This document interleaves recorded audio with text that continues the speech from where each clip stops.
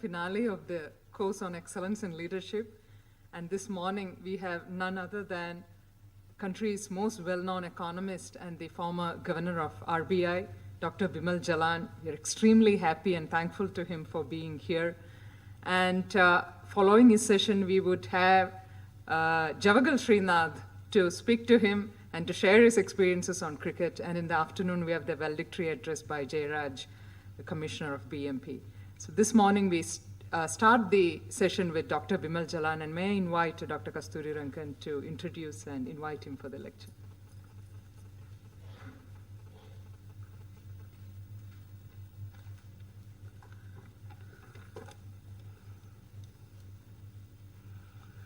Welcome to all of you. Good morning. Let me at the outset, on behalf of all of you, welcome my very distinguished colleague, Dr. Bimal Jalan, and also Mrs.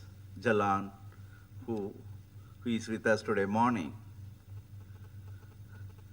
You know, my esteemed colleague, he is for several reasons, which I will come to it a little later. But about this course, Dr. Jalan, I would like to mention, this is a kind of course that has been conceived by Mr. J.R.D. Tata years back. He wanted a forum where we could bring in the public and the private sector people together, the senior executives particularly, and also the government agencies, and exchange their views among themselves, and also take an opportunity of this kind of a course to get some of the most distinguished leaders in the country in different walks of life. So that's the idea behind conducting this course. Earlier, it used to be more than a month in terms of duration, but today's executives don't have that kind of a time to come and spend time here. That's a luxury. So we have now cut it down to 1 week.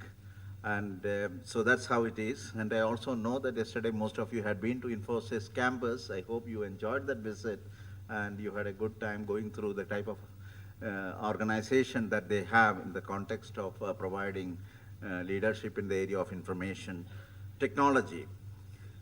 Well, I would like to say a few words at this point to introduce Dr. Bimal. Actually, he need not be introduced because most of you know who he is. But I think it is my privilege to say a few words about my dear colleague.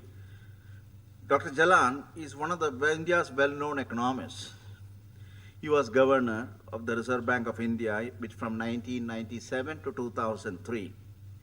During this period, the Reserve Bank successfully managed the impact of the East Asian crisis and its aftermath. You know, India was one of the few countries which was not affected substantially by this crisis.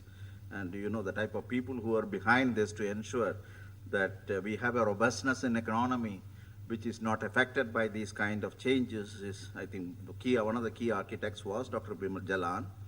Substantially strengthened India's balance of payment position, maintained a low inflation environment, and promoted wide-ranging reforms in the financial sector. In August 2003, he was nominated to the Rajya Sabha, the upper house of the India's parliament. Actually, we became the members of the Rajya Sabha practically around the same date, not only same, now if not at the same time. So, because both of us were nominated by the then Prime Minister Vajpayee ji and was ultimately approved and nominated by the President, the upper house. Before taking over as governor of Reserve Bank, Bimal Jalan held several high-level positions in India and abroad. In India, he has served as the chief economic advisor to the government, banking secretary, finance secretary, member secretary of the Planning Commission, and chairman of the Economic Advisory Council to the Prime Minister. He represented India as executive director on boards of International Monetary Fund and World Bank in Washington, D.C. during 1988-89 and 1993-1996 respectively. Earlier, he was Director of Economic Affairs of the Commonwealth Secretariat in London. Dr. Jalan was educated at Presidency College, Calcutta, and Cambridge and Oxford. He has been chairman, president of a number of distinguished academic institutions, including the Indian Statistical Institute in Kolkata, Indira Gandhi Institute of Development Research, Mumbai, National Council of Applied Economic Research, New Delhi, and Institute of Economic Growth, New Delhi. He has written extensively on the Indian economy. Books by Dr. Bimal Jalan on the economy include India's Economic Crisis, The Way Ahead, The Indian Economy, The Problems and Prospects, India's Economic Policy, Preparing for the 21st Century, India's Economy in the New Millennium, Selected Essays. His earlier publications include Problems and Policies in Small Economics and Essays in Development Policy. His latest book on India, which has recently been published by Penguin Viking, is on the future of India, politics, economics, and governance. In addition to economics and governance, this book is an attempt to examine the current state of political developments and their effect in determining India's economic future and public welfare. Just now he told me that he's also writing right now a book on the politics specifically. I think he has removed the economics and the governance probably and only bringing in the politics, the focus on the politics. And he said as being a backbencher and sitting in the ringside seat, he is just watching and giving his impressions in this book. But I know that he is not neither a ringside seat watching person or only keeps watching, but he is a very effective person in the forum of Rajya Sabha and has been airing his opinion independently of, irrespective of whether it is this party or that party's opinion. He has been airing his views absolutely objectively, the type of things that is expected out of a nominated member. He has been fulfilling that particular role very eminently. And I have been, of course, had a number of occasions to associate with him.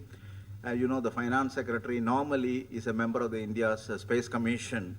So he served on board on the Space Commission as in his capacity as a finance secretary earlier. One of the very distinguished members of the Space Commission ever that we have had. And then, of course, even when he became the governor of Reserve Bank, the then principal secretary and myself thought that how do we have a Space Commission without Dr. Jalan? So I went and pleaded with the then principal secretary and suggested to him that we should get him back because I think we miss his very wise counsel and inputs. And he immediately took the phone and talked to Dr. Jalan and said, what about becoming, and of course he had so many other commitments, he wasn't very sure. But I think he was very persuasive and finally we got him back into the Space Commission even when he was the governor of Reserve Bank. I should only say, you know, we discuss a lot of things about the space technology, applications and so on. But there are many issues which are now cropping up in space technology, the economics, the cost benefit and things of that kind. And one of the very important things that he suggested to us is to look at the economics of the space program. And I'm very happy to tell you, Dr. Jalan, that the Oxford University Press is now bringing out the economic aspects of India's space program being written by Dr. U. Shankar of the Madras Institute of Economics. That's a very significant input today we have to the science and technology activities in this country, thanks to the type of support that you give and the ideas that you give. And of course, the another part of it was related to the INSAT system. So one of the important things that these things are very much in my memory because they are very significant as inputs to the planning of India's space program. He asked, what is the level of redundancy do you have? How do you make sure that the system there is transparent to the type of user community that you are having? A stock exchange where thousands of crores information is exchanged over an hour through the satellite system. He knew that you cannot afford to have a disruption in the communication. So he said, what is your philosophy? What is the backup philosophy? And I then started telling, he said that at least there should be 20% extra transponders available so that you can have a limited amount of transparency with respect to any failures or outages, system outages that one could have in this kind of complicated and fairly high technology systems. And I tried to coin the word, the Jalan's formula for the redundancy of INSAT system and transparency to failure. And I think still many of us use this particular terminology thanks to the type of input that he gave. As a colleague in Rajya Sabha, we share a lot of notes. We sit in the same committees. We both are in the Standing Committee of Power. And we sit together in the same row because being nominated members. And since we have only one person in between, right now, the editor of Pioneer, I think our communication is much simpler because he comes only for a very selected period. So we are directly face to face each other, even sideways, and we exchange a lot of interesting notes. And I should say that it's a very privileged association that I have with Dr. Jalan. He is a member of the Rajya Sabha. So with these few words, let me again thank you, Dr. Jalan, for being with us today morning. And I invite you to deliver your views and lecture, whatever you choose to do today morning. And thank you very much for being with us.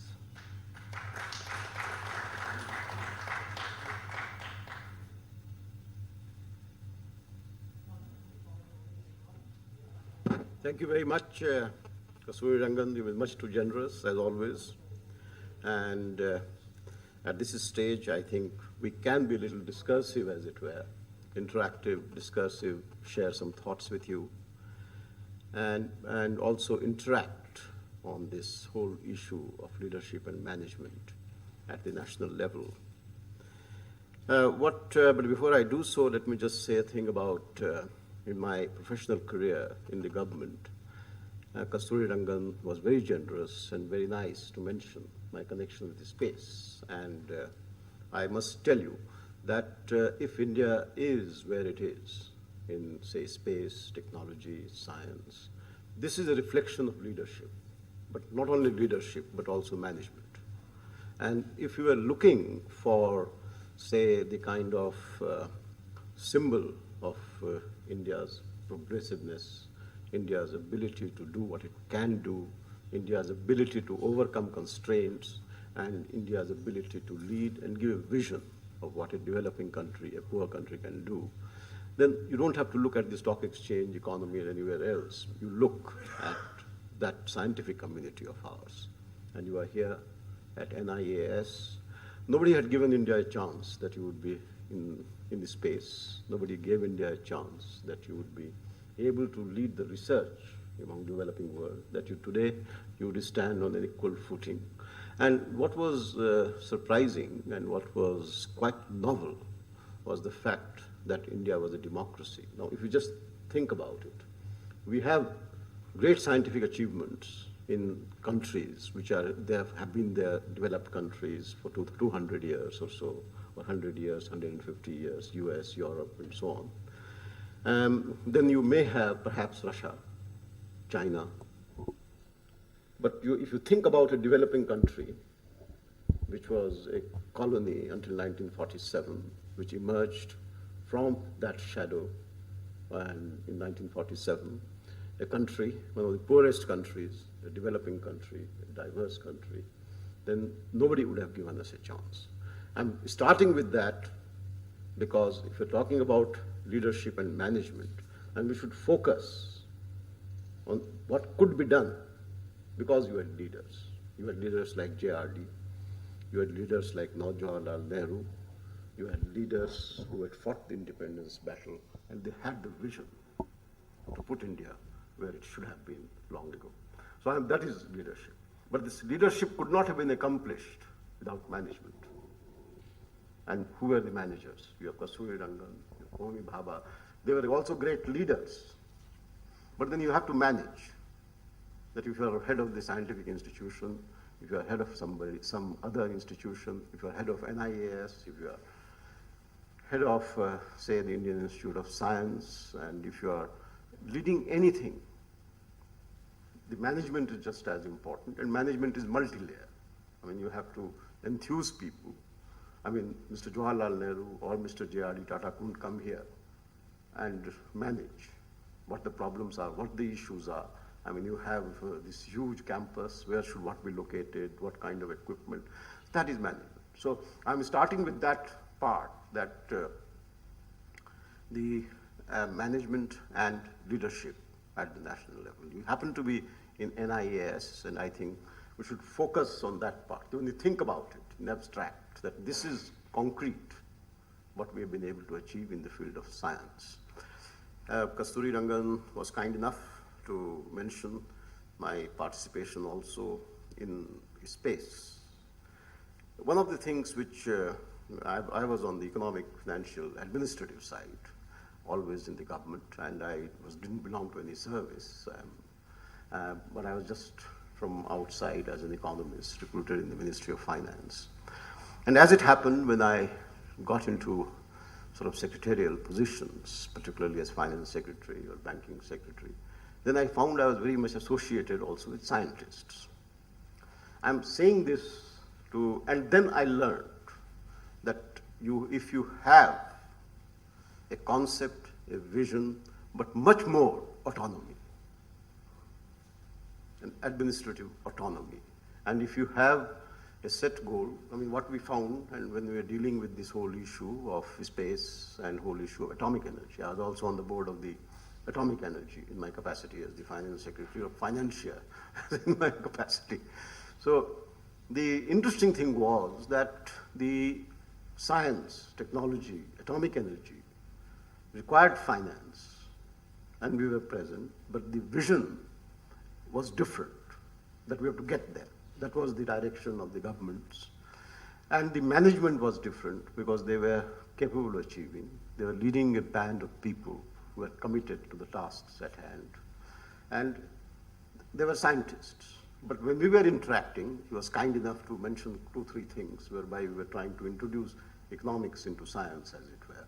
Because there is no reason why TV or somebody who is transmitting should be getting it free. You remember that. I mean, this is that you should not, there is no reason because it's public sector. Therefore, a public sector user doesn't pay for it. Public sector user must pay for what he's using so that it's not wasted. So there is a competition and so on and so forth. But I'm telling you this long story again because I believe that that India is one, if you have to set in motion the kind of achievements we've achieved in, say, science and so on, that we have to take an integrated view.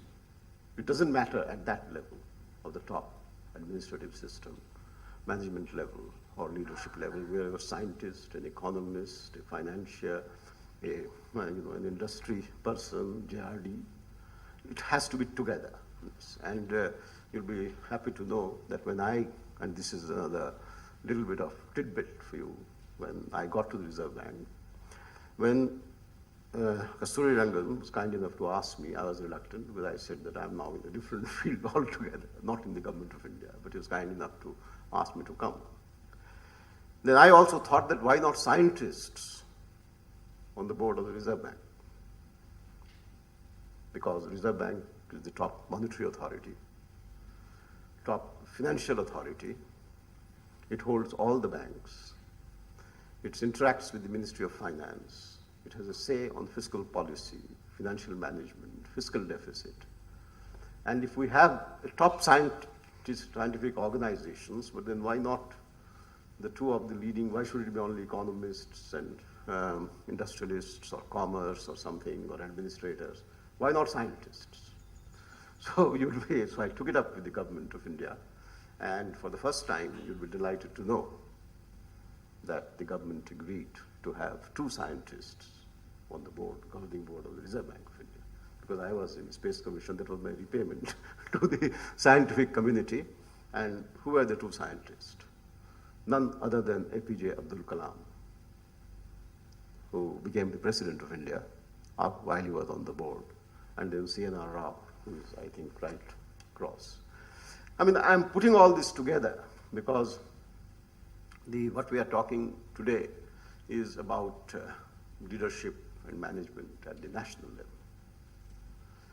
You've had a lot of very interesting discussion, from what I understand, on different aspects of leadership, different aspects of management, and some state government leadership, administrative leadership, corporate leadership, and so on.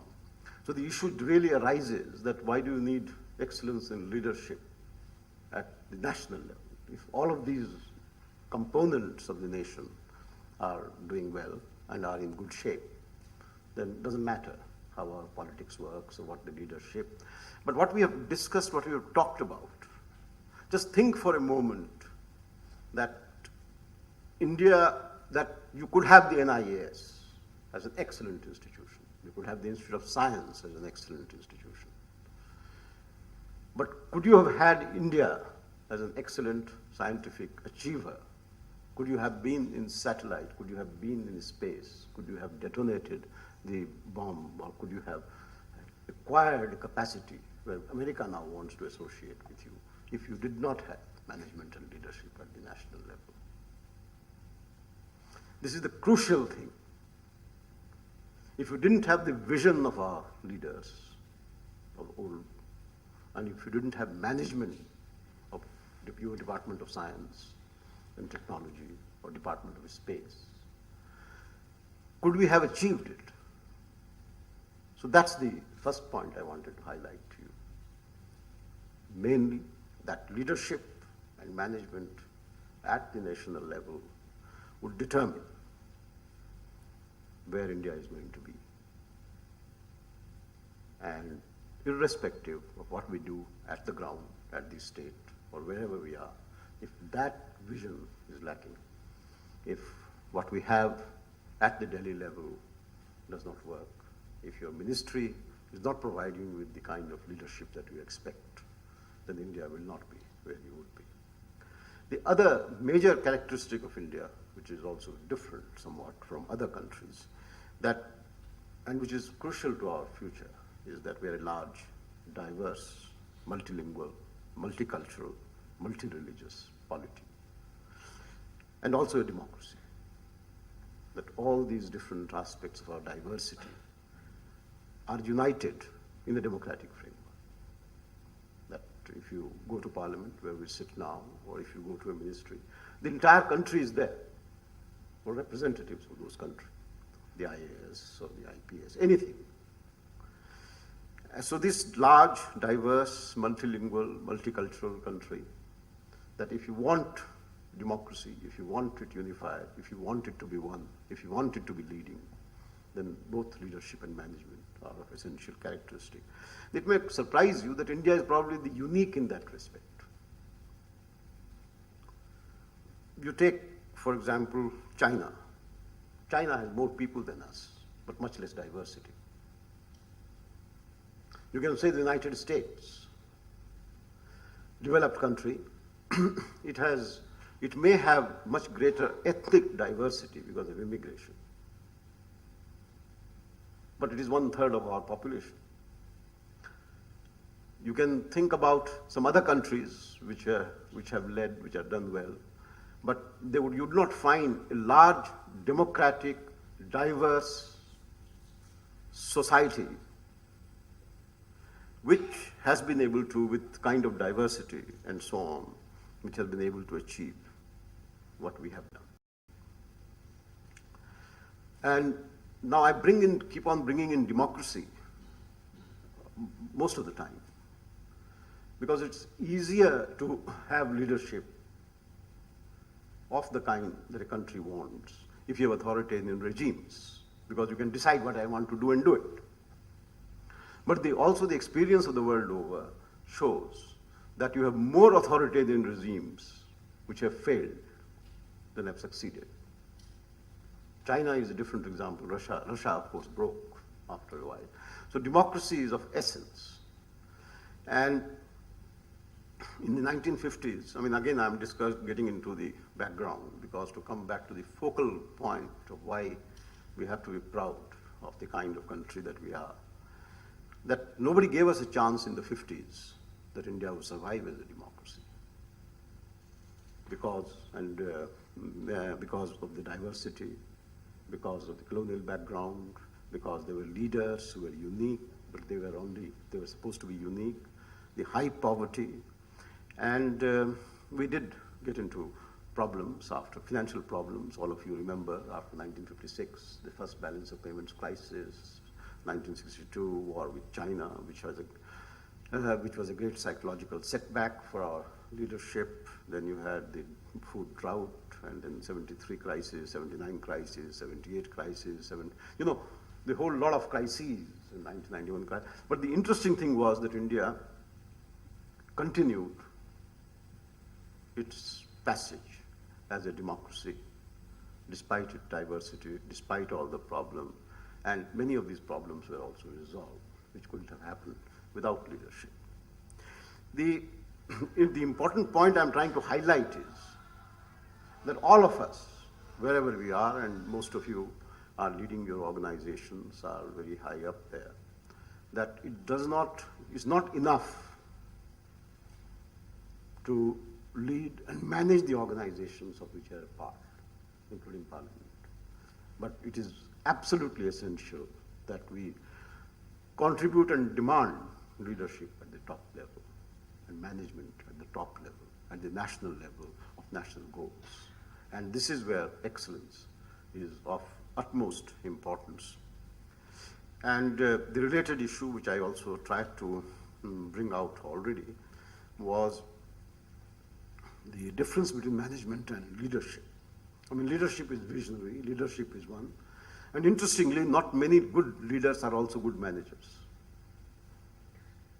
because they are a different class. They are looking ahead, they are thinking, they are changing, they are wanting to build. And managing a system requires the kind of ability which is very different, because you have to go to the bottom. You have to go to the students' problems. You have to get a feedback. You have to spend a lot of time at the ground level, at the middle level, then lead, change, management. But the areas are defined. I mean, if you're working in the army, your area is defined. So managing the army is different than, say, leading the defense, leading the strategy.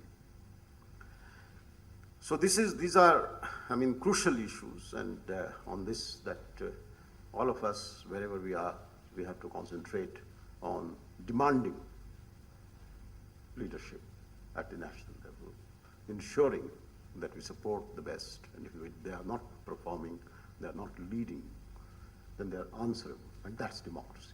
So we want democracy, democratic leadership, and then we want management.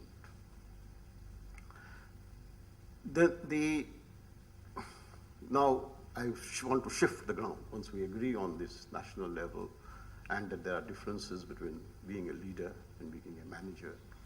I now want to shift from there to what does excellence in leadership mean at the national level. You see, leadership at the level of, say, the corporate sector or even society, etc., can be by a non-political person. J.R.D. Tata is a great leader. Kasturi Rangan is a great leader. But, you know, they are not political people. I mean, they are not the people who from Kashmir to Kanyakumari can bring people around, can give a dimension, can give the vision. The excellence in leadership at the national level, therefore, is really a political thing. That we want excellence in leadership among political leaders. Because they are the people who keep this country, give it a vision. I mean, space. I mean, not many Indians thought about space in the 60s or 50s or 70s. Or the nuclear deterrent or any scientific achievement or India's glory as a scientific country.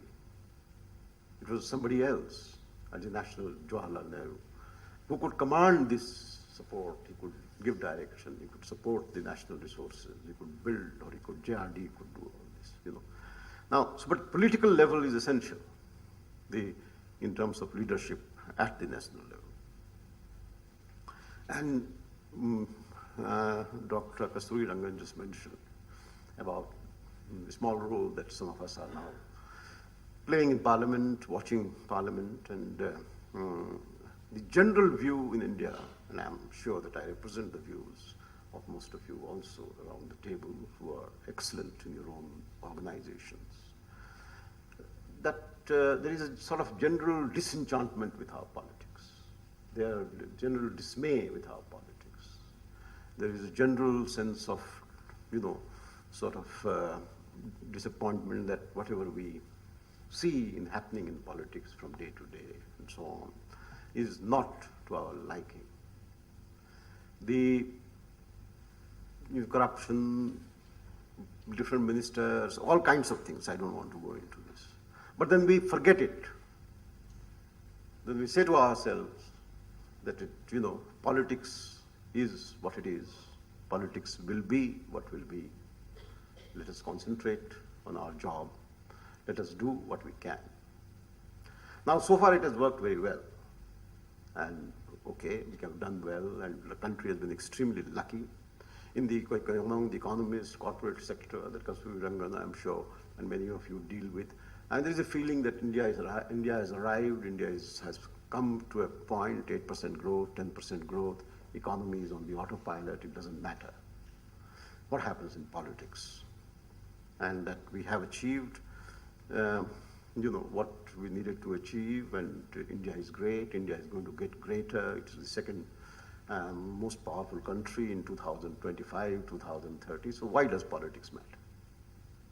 Now, we can discuss this at greater length during the interactive session. But let me just tell you one interesting point, which as part of the book that he mentioned, India's politics, that I am now thinking about, writing about. The most interesting thing about India is that we have been quite fortunate in having good leaders. I mean, if you just think of our leaders,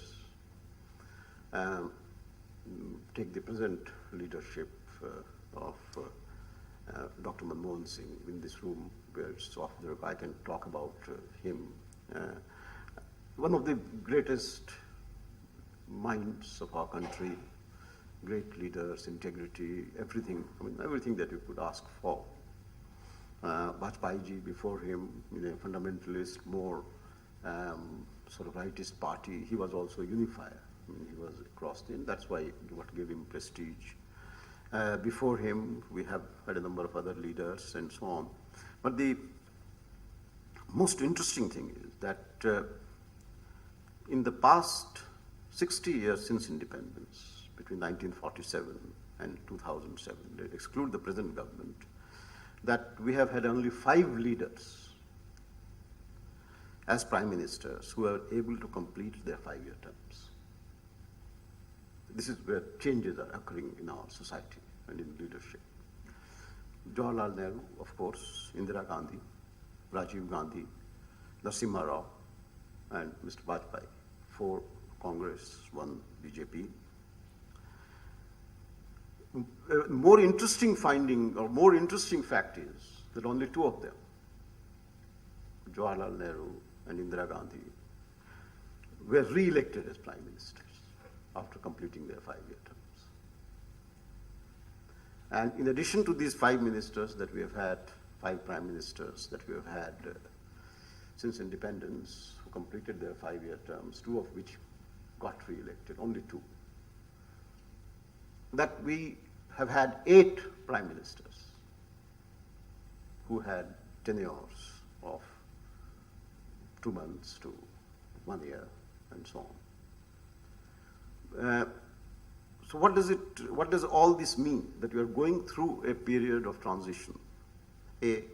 One can say that prime ministers or the governments are not re-elected because of anti-incumbency factor, which is true. But then Jawaharlal Nehru was re-elected time and again. Indira Gandhi was also re-elected. So in terms of the qualities of excellence of leadership,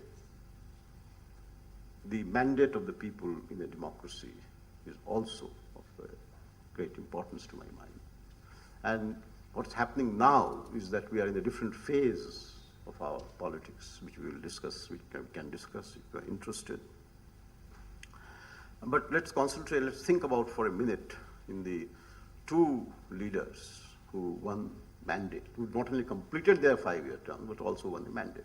Rajiv Gandhi completed more or less his 5-year term, but didn't win the mandate. Lal Bahadur Shastri was in office, but most unfortunately, he didn't survive. And Vajpayee ji completed, but was not re-elected. Now, among these 2 leaders, Jawaharlal Nehru and Indira Gandhi, just look back, and most of you must have worked under at least one of them, and also at least read, and most of us are great admirers of Jawaharlal ji, so we know about his contribution. Now you think about Jawaharlal Nehru's contribution to our country. I mean, after independence, the kind of leadership that he showed, the kind of plans and so on which were built, and India is an industrial country, the steel plant, all the science things and research and bringing India on the map, world map, was all his contribution. The other interesting thing was that they were great sacrificers, the excellence of leadership. I mean, they all came from different backgrounds. They gave up everything to serve the nation. That was leadership at the national level. If you contrast what was happening at that time with what is happening now, you can only feel very ashamed and very shameful. But he had that vision, the leaders of that time. And you can see if India is where it is today, it was that kind of a leadership. So selflessness, moral, social values, in the political setup of a democracy is of great essence. That is, and much more inclusive. For example, if you look at his cabinet, which had a very large number of super people. Corruption was practically absent. The finance minister, then finance minister on Mundurai scandal, T.T. Krishnamachari, you may remember. I mean, he resigned before, when it appeared in the newspapers. He didn't say that I am sitting back and conviction and so on, and I become minister and I come here and I am leading and then wait for 20 years, then the court goes through and then you come and then you again become a minister and then you get a bail and then you fight, Can you believe it? So excellence in leadership of that type is what we have to strive for. Indira Gandhi, again, is an interesting example because she was perhaps much more self-centered and gave us the sort of the only interlude that we have had of emergency, complete negation of fundamental rights, complete negation of democratic values, whatever the reason. I'm not commenting on that, but she was also an excellent leader. After the Chinese debacle, after Lal Bahadur Shastri died suddenly, after our bad drought of 1965, and she gave you the leadership, Bangladesh war, she gave you the leadership. And then, of course, a lot happened, and of which was very great. But the more interesting thing was that his ability to change, her ability to change. You will recall she came back to power in 1979 after the brief 2-3 years of interlude. And she did call elections in 1977 and then lost the elections miserably and came back in 1980 with a majority through free elections. So that was also leadership. And then she changed. She took away democracy, took away freedom, lost election, gave up the office, came back, and she became much more mellow. Those who had worked with her, and I had I was in the Ministry of Finance at that time, so we had Pranab Mukherjee, today's defense minister, was the finance minister. C. Subramaniam was also the finance minister, and followed by, so the two of them were there while Indiraji was the prime minister. And you could see the mellowness of that person. So that was also leadership, the ability to change. So let me just on the leadership, excellence in leadership. I know I'm discursive, I'm going from item to item to item, but in terms of the excellence in leadership, my point is essentially to bring to your notice that we need excellence in leadership, but we are no longer demanding it. We are accepting it as leaders of our businesses, as leaders of our corporations, as leaders of our establishments, as leaders of our scientific. I mean, it's an individual as a citizen that we need to do.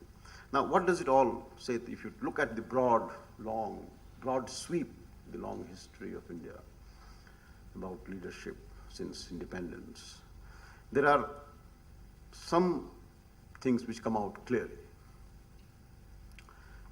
that to provide excellent leadership at the national level in a country like India is inherently difficult.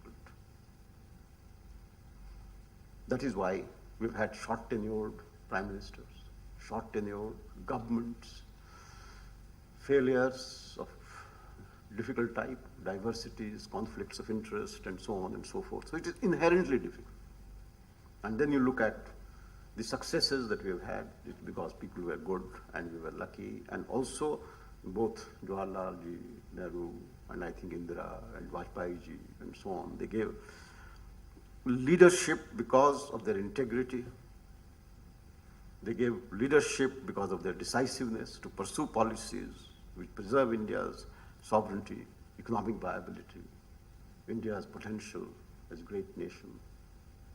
Now, you can see these 3, 4, 5 persons that I have mentioned to you, that all of them gave us that kind of leadership, decisiveness, in an inherently difficult, complex situation. Then leadership must have moral and social values at the national level.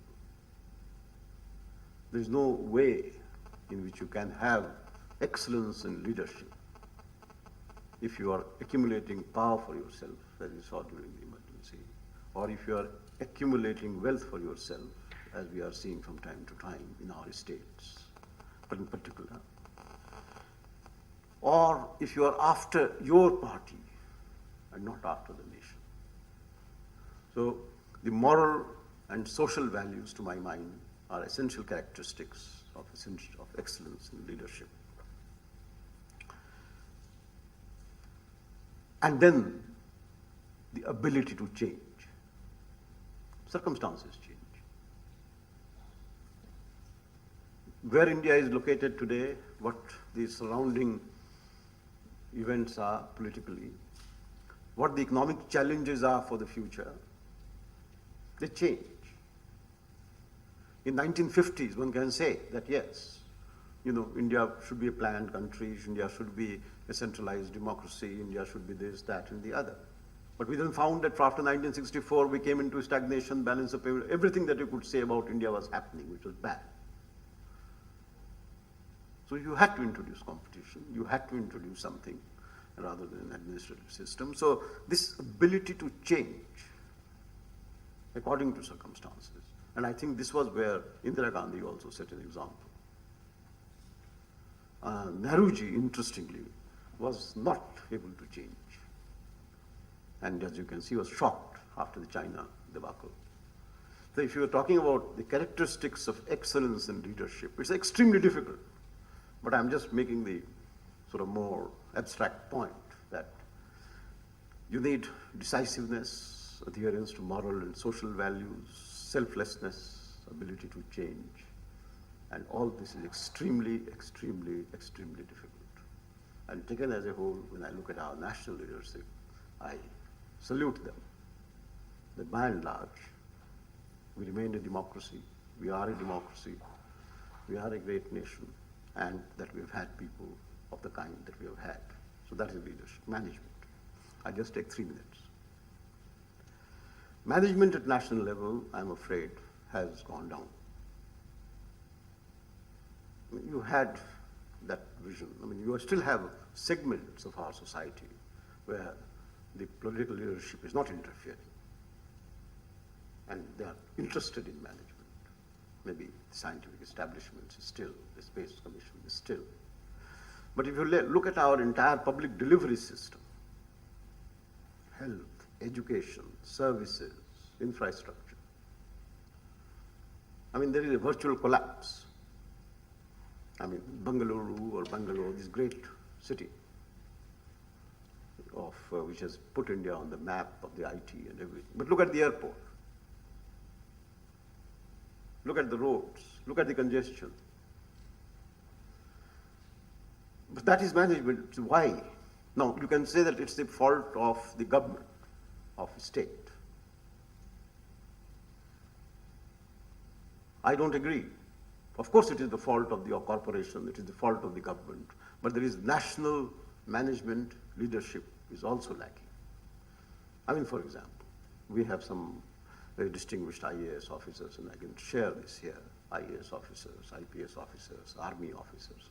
I mean, the relationship between political life, political leaders, and the administrative management system has completely changed. I mean, you can be transferred at a moment's notice if you don't do the will of the people.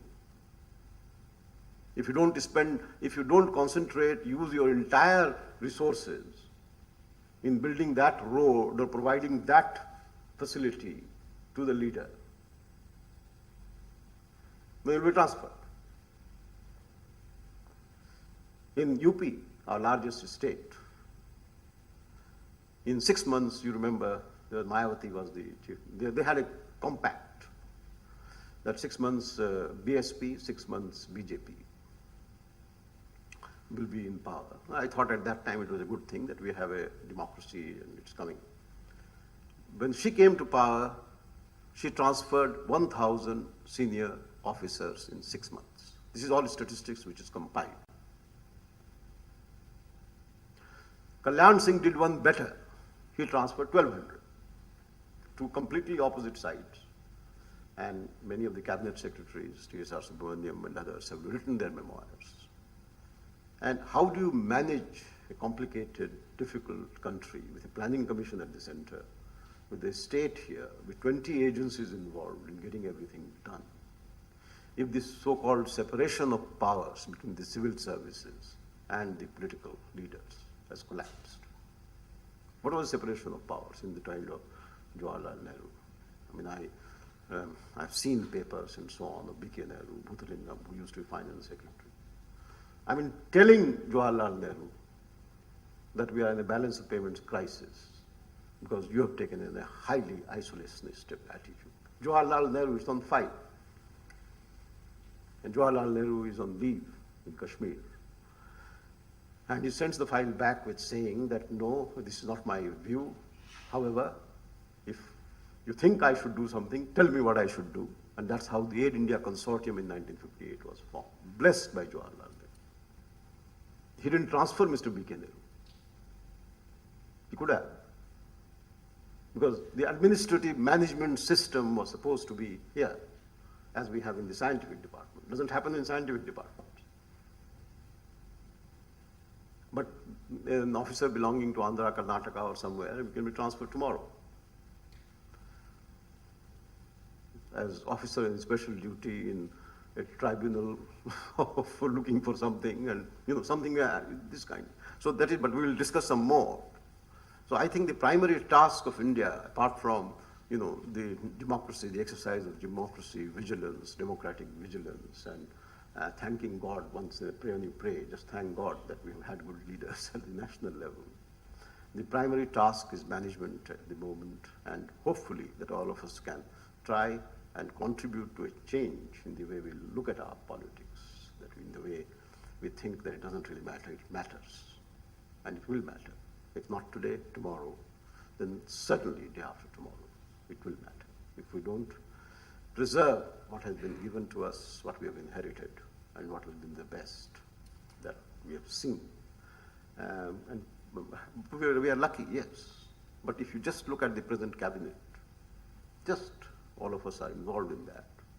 You can think of at least 5 of them who could have been prime ministers. And if they were prime ministers, I can assure you that India would be in a deep crisis today. So with these words, let's have an interactive session. Can I go there? So thank you. Thank you very much.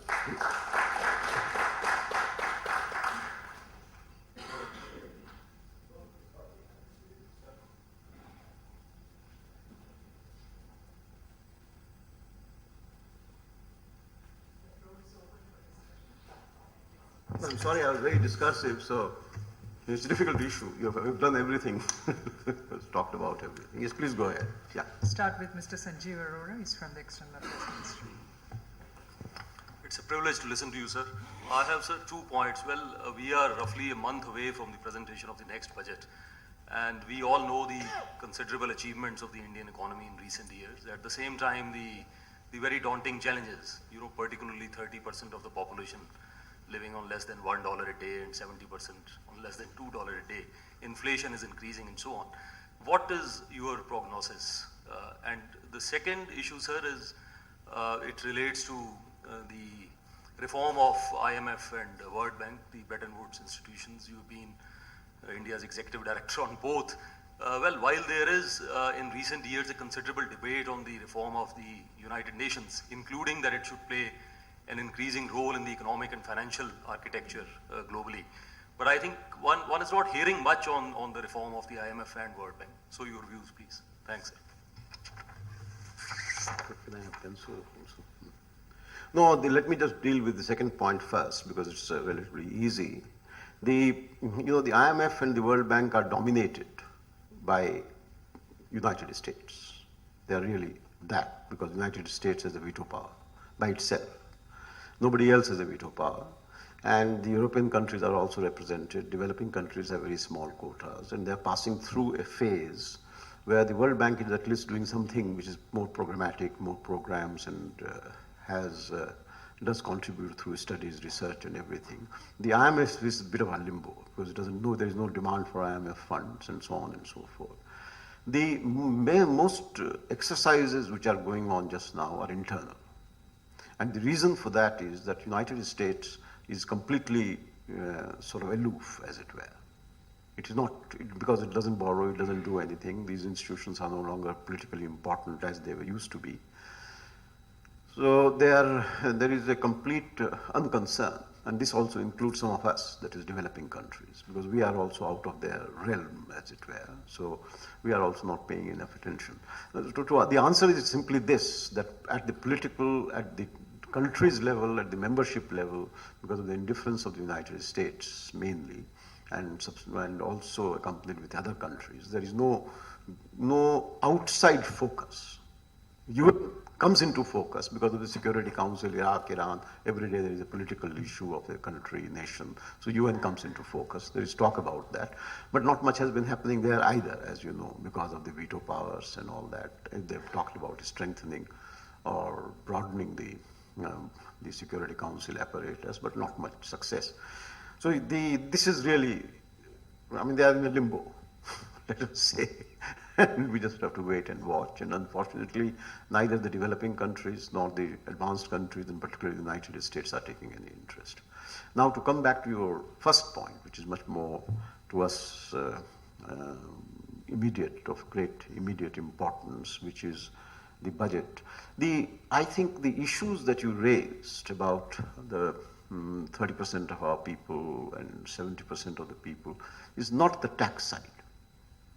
One good thing which has happened is that the fiscal deficit, the revenue side, etc., is in good shape. Now, I may have views, and I'm sure most of us have views, about what we should do on the tax side. Further rationalization, reduction in all kinds of new taxes, complications, and all that. But that is, for those people that you have talked about, that's not the most significant point. The most significant issue for them is the government expenditure. And we have a budget, for example, in the states of, I think it is 1,100,000 crores. At the state, at the center, it is 550,000 crores. So it is huge, huge, huge amounts. But we then have 140 schemes or 50 schemes. You can take any scheme, Niwas Yojana, RLEGP, Food Yojana. The diversion is for every rupee that gets to the poor, we have to spend, and these are statistics not mine, these are Planning Commission statistics. 3 to 4 rupees is diverted, either in administration, that is, the poor gets 1 rupee, the state spends 4 rupees. And in terms of the capital construction, delays are just enormous. Any one of you who has done a project or has some project, you probably have to run to 6 ministries, 7 ministries, approval. Then you must have a financial advisor who approves everything and it doesn't happen. And then there is a CBI, CVC, and some complaint, something. And it's a whole quagmire.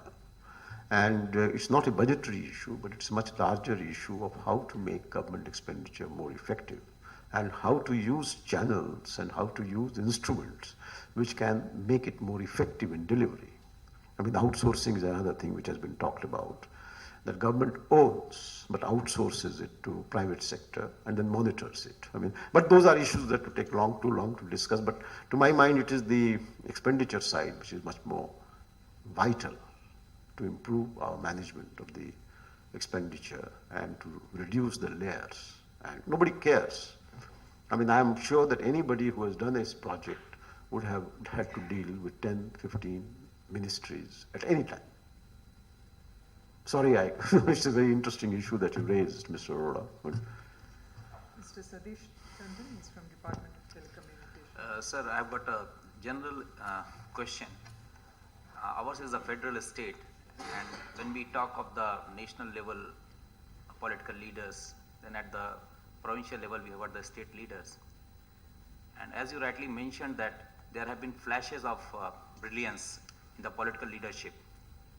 But one carries an impression that the present day leaders, the quality is not that good. Do you feel that the type of demands or the qualifications that have been built into the constitutional framework that needs a review and revamp? I think it's not individuals. Let me make that point clear. It's not individuals are very important, because politics throws up and so on.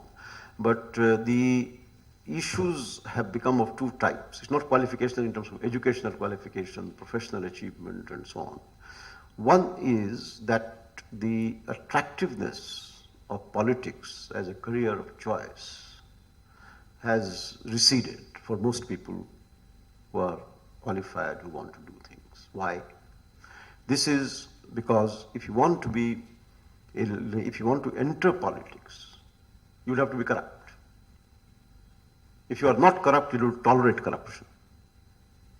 If you do not tolerate corruption, you will not survive. You can get MPs, you can be an MP, but just to stay there. But that doesn't change your leadership equation. So the supply side of people is no longer Nehru, Gandhi, G.V. Pant. Maybe that people don't think that country is at stake. But those are the reasons. And the abundance of criminals, mafia, you've all read about it, that 543 constituencies had, out of 543, had criminals fighting elections on behalf of a major party, of which 1/3 actually got elected. So it is not the good people part. It is how to make politics a more attractive profession. And that is not a question of qualifications. It is a question of lowering the bar on the kind of people who are able to enter. For example, you take criminal. Why can't you simply say that if you have been asked to be a minister, if the Prime Minister has appointed you as a minister, then the Supreme Court would take it to hear your case immediately and give a verdict. Until that you cannot be sworn in as a minister. Now, I'm just giving you an instance, but we are innocent until proven guilty, and we cannot be proven guilty for 26 years. So that is the problem. And I can tell you, it has also been quoted, is that most people now feel that it's much better to be in jail much better to be in politics than in jail. This is not my quote. So now why it has emerged, these are some of the issues that we have to think about, to talk about, and in my next book I hope to talk about some of these issues, why the supply side of people. None of us who are around here, I just happen to be in parliament because somebody nominated me, but I would never fight parliament. I'm sure Kasturi Rangan wouldn't either. So the supply side has got disrupted because you have to kowtow to your leader.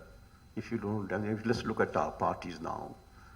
The second, I could go on and on and on, and the second most important thing is that the reason why you see this whole whole kind of feeling that we don't have leaders, even among those who are there, with 1 or 2 or 3 exceptions, which is that today, because of some law changes that we have made, like anti-defection law, it is much better to be, if you are a leader, to be a leader of a small party of 10 people or 15 people in a coalition framework than to be a part of a large party. So if you have fragmented coalitions with 16 parties, 17 parties, and we have 16 leaders who are not accountable either to the cabinet or accountable to the party, then you would witness or you see that your performance is not what you, as Mr. Tandon or I as Bimal Jalan or he as Kasturi Rangan would regard as national. It's not lack of talent. Why can't you reduce the power of the government? And what is it that the ministers must have the power to appoint, transfer, adjudicate? Why is it that they must sign all contracts? Because they are accountable to Parliament. But they are not accountable to Parliament. Because there is a notion of collective responsibility. But collective responsibility has disappeared because each minister now, if he is the leader of a party, can say what he wants, irrespective of whether he is in the cabinet or he is not in the cabinet. So, Mr. Tandon, this is a huge issue, but it's worth reflecting on. And the causes of where we are and what's happening is not that people are not bright. People are brighter than they were, in fact, I think. But supply to this profession has decreased. And the whole changes that we have brought about, some of them, are now leading to fractious politics, which we must correct. So if you want to correct it, that's where we have put our eye on.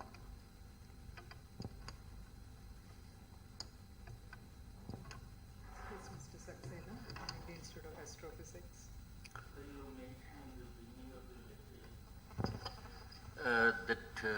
Autonomy is also a requirement for the good leadership. In the government framework, For management. Autonomy Right. is a requirement for management. The leader is elected, yeah.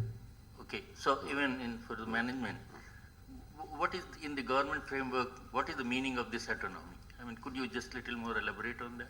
The most, I think Space Commission, Atomic Energy Commissions are very good examples of autonomy, managerial autonomy, behavioral autonomy. Kasturi Rangan, when he is discussing with you, can elaborate further. But you see what happens? I was planning secretary also. I'm sorry to be autobiographical, but as planning secretary as well as finance secretary, so I can say something with a little bit more of confidence. And that budget allocation were decided by the ministry. The capital grants was decided by the planning commission, so-called plan grants and so on and so forth. And there were discussions with the Space Commission, there was presentation, you remember Atomic Energy Commission and so on. But maybe some secretaries or decision makers would have been more forward-looking, some could have been more restrained. I can tell you that never was any question of any minister taking a negative view of what was recommended. If Kasturi Rangan or if Mashelkar or whoever it was at that time felt that he needed more, he is likely to have got it. But then he will have a plan, he will have accountability, he will be talking, when the budget exercise goes on, he will be saying this is what I have achieved, he will be accountable. But nobody is telling him appoint Mr. X or Mr. Y or Mr. Z or Mr. Z or Mr. Y, am I right? Nobody is telling him that you must fly this space ship from my district, correct? Because I am an MP, I must have my photograph with you. And you must come to my district because I happen to be the Minister of Space. So that is autonomy. You give the task. When we decided to detonate a bomb in Indira Gandhi's time and then again in Mr. Vajpayee's time, nobody told them that it must be round, or must be this, or must be that, or you can't go below this. That is autonomy. Thank you, sir. So in the Indian context, the democracy is of great essence, as you have just now told us. In a pre-budget survey which was released yesterday, it was made public that 72% of the people do not know what are the economic reforms. And this is a very sensitive issue. Most of the governments like TDP and the Rajasthan government under Gehlot, they lost because their development was only urban based. So if we don't concentrate on the rural population, do we really can say that we have advanced in development sites? % right. You can't and you shouldn't. You know, this is a very major challenge. In fact, you know, what happens in economics is sometimes what we regard as good can have very perverse effects. If we don't do what you have said just now, and if the economy grows at 8%, you can see that there will be rising discontent. You know, we all love to have choices of the car that we buy. There's tremendous range. But if you find that 70% of the people don't have access to water, don't have access to transport, if public transport has gone down, discontent would rise. So I 100% agree with you.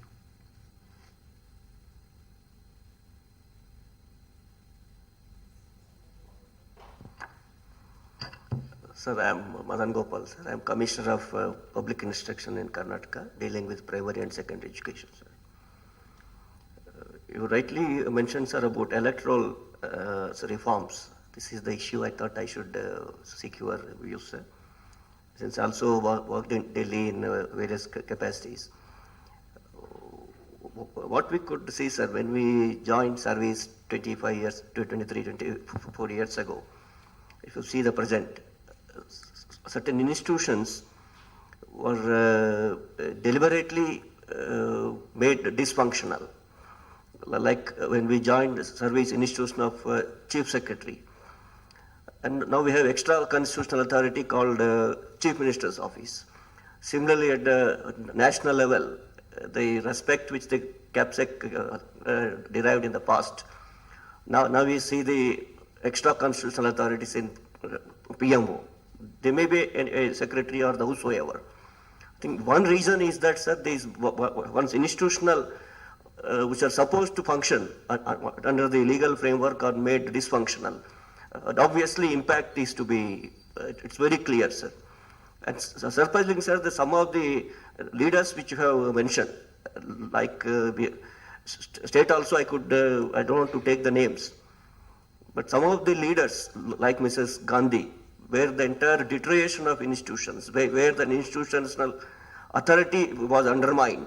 So we could see impact today, sir, when we see that that is one angle. Second is that, sir, when we talk of the electoral reforms, I went to more than 9 times as observer to elections in different states, including the recent elections in Bihar.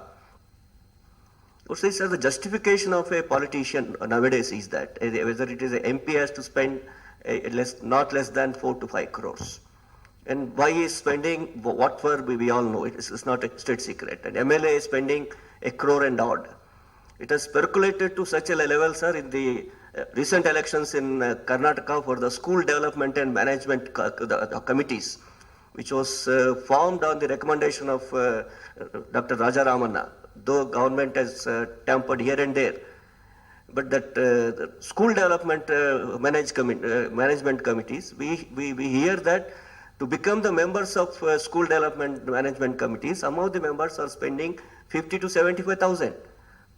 Thanks to leakage in the Sarv-Shiksha Abhiyan, because the civil works have to be executed through these village level committees. I'm saying that, sir, the justification of a politician, that since I have to spend so much, I have to recover the money. So unfortunately, we have our own colleagues. I don't want to comment, sir. There is a comment that when we are asked to bend, we crawl. Now, in fact, we need not be asked to bend also. We have many of us who are willing to crawl before being asked. So this type of an atmosphere, I'm not saying that there are no positive things. We have a leaders here and there. We have a brilliant personalities. We have individuals. As individuals, we excel, whether it is in bureaucracy or in the scientific community or in the political field or in the industry. But as a group, somehow something is missing, sir. I don't know what is that cohesiveness which is required to build a nation. So what are your comments on this? No, Mr. Gopal, you've, again, I mean, with your experience and you with your own experience as well as devotion to the work that you are doing, you've raised an extremely important, vital point again. I mean, as I'm seeing that the kind of points which are being made here are absolutely central, core, fundamental. On the deterioration of institutions and all that, I don't think that we can achieve anything that we want to achieve unless we do political reform. It's not administrative reform. You know, we have commissions and so on. I mean, separation of powers is of utmost importance. Now but democracy has this advantage, that you do get a movement. For example, the Right to Information Act. It has changed the environment to some extent. If the government decided, similarly some of the Supreme Court judgments on 9th schedule and all that, they are positive to my mind. We may disagree that we are not doing something. Similarly on Bihar, Jharkhand, Goa, the governor had to resign in Bihar. So democracy is a great strength in that sense. The more fundamental point, you know, to the kind of institutions that you've talked about, that to my mind, unless we have separated, delink the political leadership from the kind of institutions that we have mentioned, we will not achieve. But a core factor there is that you can only delink if you reduce the power of the government. Because today what is compelling you is the search for power. That's why I want this, I want that. And the second subsidiary question is the state funding of elections, which I just now mentioned. So that if Mr. Gopal wants to win politics, he can enter politics. He doesn't have to, you know, actually be raised by So these 3-4.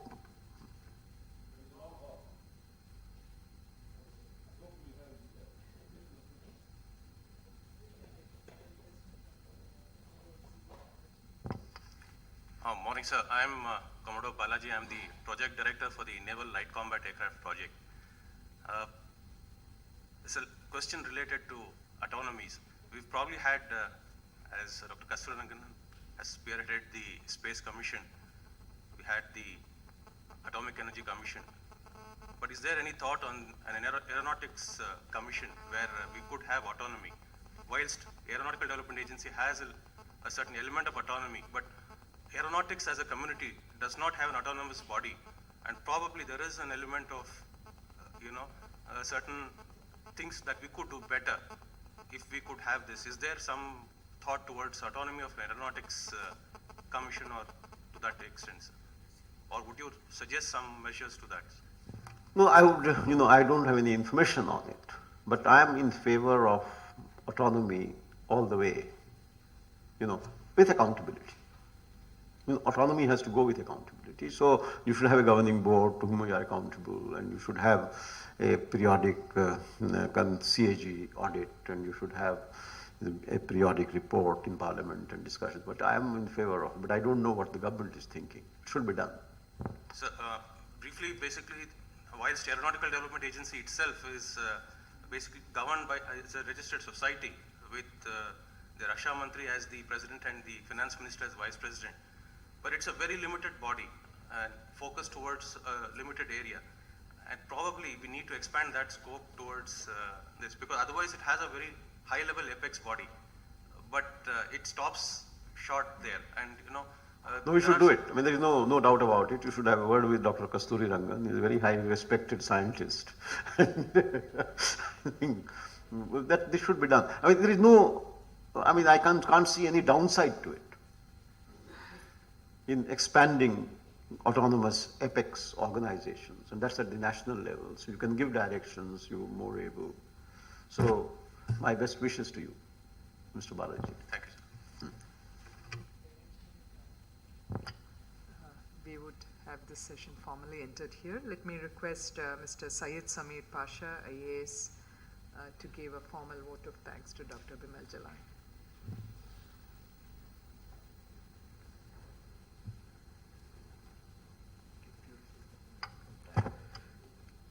Respected Dr. Bimal Jalan, the chairperson, Dr. Kasturi Rangan, my fellow participants. I deem it a proud privilege to be here this morning to propose a vote of thanks on behalf of National Institute of Advanced Studies and on behalf of my dear colleagues and fellow participants. Sir, from your lecture, I could infer that you are a person of great ideas and you have had tremendous exposure, not only in the field of banking, but also in the field of public service. A great happy feature in this institute is we have two MPs sitting and giving lectures to us, which is based on your own academic studies as well as a practical experience. That means you are a combination of both, and it's a pleasure listening to you. And your lecture has clearly indicated that despite the defects in the leadership and the management at the national level, perhaps we need to do one thing, that is, let us do what is expected of us without getting demoralized. This is what you have told us this morning. And you have said, let us do our part of the job. Let us not get demoralized by what is happening around. Let us not be influenced by the environment around. That is indeed a good lesson to all of us, because we also have been feeling in government service. When we entered about 25 years ago, the values were different. Now today, we are anxiously waiting to retire as early as possible. The way things are so bad. Then the second is, you have also mentioned in your discourse the essential to achieve excellence in leadership and management, what are the core values that we need to have? You have indicated the selflessness, you have indicated the value of social values, the moral values, the ability to change in the present, according to circumstances. These are indeed the great pillars to ensure efficiency, to ensure excellence in leadership and management. Your lecture has been indeed a great source of inspiration to us. And we are extremely grateful to you for your valuable time, for the pain you have taken. And I extend my hearty thanks to you on behalf of the Institute as well as on behalf of my fellow participants. And I shall be failing in my duty if I also fail to thank our chairperson, Dr. Kasturi Rangan. In the last 1 week, we have also seen him to be a man of brilliant ideas and the kind of person that we have come across. Indeed, the country is really fortunate to have leaders like this. And finally, I shall also be failing in my duty if I fail to thank my own fellow participants who have been extremely good, very active in interacting and making every session a great success. Thank you once again.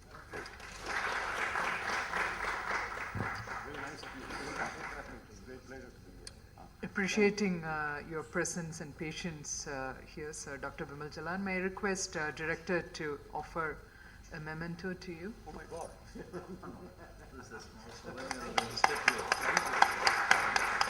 I treasure it. This is not a box of money, I know. No, MP. You want to say MP.